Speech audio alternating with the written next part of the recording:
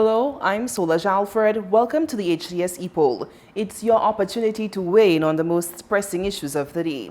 The government of St. Lucia is attempting to revive the commemoration of Emancipation Day with the hosting of an entire month of activities. Emancipation Day marks the 1833 Act that abolished slavery. However, in recent memory here in St. Lucia, despite the fervor surrounding talk of reparations, interest in the observance has waned with dismal attendance at rallies and events. In some instances, the occasion has been relegated to another run-of-the-mill bank holiday. But the Culture Ministry is in collaboration with the FRC, CDF, and other organizations, hopes to reverse the slide with a full-throated celebration aimed at bringing the symbolic observance back to national prominence. So we ask, do you think a month-long observance of activities will raise the profile of the commemoration of Emancipation Day in St. Lucia? We took to the streets to get your opinion, and here's what you had to say. Emancipation Day celebration this year should be able to do something like that. What I'm hoping is, I have not seen the program or anything, but what I'm hoping is we keep it within emancipation. So it has to be about consciousness, it has to be about our history, etc. No, not this fetting thing and this jump up on them kind of thing. But if we can do that and we can keep it within that thing, yes, it should work out. Well, I think we need some time to really understand what emancipation stands for, because we've lost the meaning throughout the years. So maybe re-educating the population on what Emancipation Day stands for us as a people would be good. But if you're only looking for Bacchanal on holiday, I don't believe in having the whole month of Bacchanal and holidays to say it's a celebration of emancipation. We need to understand what we had for emancipation to happen in St. Lucia as a people of color. C'est un bon bagay. Depuis ces jeunes gens comprennent quoi yo, ça fait qu'il marche. It could raise the profile. It's a good start. But I think that they should be doing it in more communities, or allow communities, work along with communities to do their own celebration. Because when you look at it, most of the bigger celebrations are being held in castries. One thing I disagree in that whole month of celebration is that La Rose is being celebrated in castries. Castries, and I've always been against it, castries does not have one La Rose group, and yet everything is centered around castries.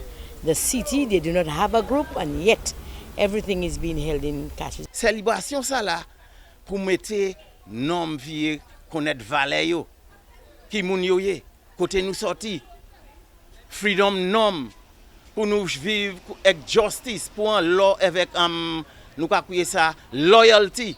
Nous pas besoin royalty, nous tout royalty, but what's about loi pour mener loyalty en parmi les hommes qui vivent à sous la terre, yon seul nom qui fait. Est-ce que yon mois lever tête célébration? Moi fais yon mois ça la kay lever tête célébration avec nous kay chebe fort. The celebration, Emancipation Day celebration, for the month it's good. It will lift up the generation, lift up the young people will learn more about the celebration, Emancipation Day. They will know what is Emancipation Day. That will be a good thing. Well, I believe the month-long celebration really is going to raise the awareness, especially among the younger generation, because I think in the past the activity had been given lukewarm service, so a lot of the younger folk would not really appreciate the significance of emancipation. So I think extending it over a longer period at least would raise the awareness and let people get to understand really the significance of the activity or the event. Yes, definitely. I believe the month of activities to celebrate Emancipation Day will raise the profile of the whole idea, because a lot of young persons, though we do history at school, not appreciative of the whole emancipation idea. So I think we need to have a lot more activities, especially in the various communities, to be able to enlighten persons and to be able to give knowledge to, especially our very young ones, to be able to know a little more about our history. So definitely I welcome the idea, and I think it will go well and augur well for the communities in St. Lucia. Thanks for those responses. Now to our new discussion. Various religious groups and faith-based organizations have been conducting a series of anti-crime prayer marches in the community of Vieux-Fort over the past 2 weeks.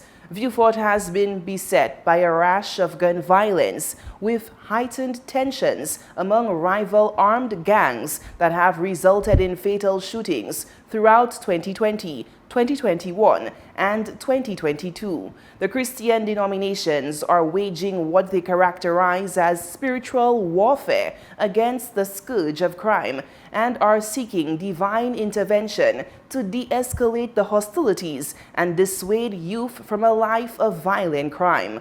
The faith-based groups have also sought the assistance of technical experts, including a crime reduction specialist.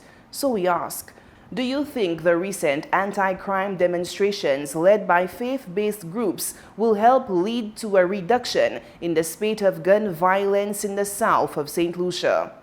Voting is easy. Just log on to htsstlucia.org and vote. Remember, our Epoll team is always on the go to get your responses as well. Watch the HTS News Force from 7 p.m. for the results and a new discussion.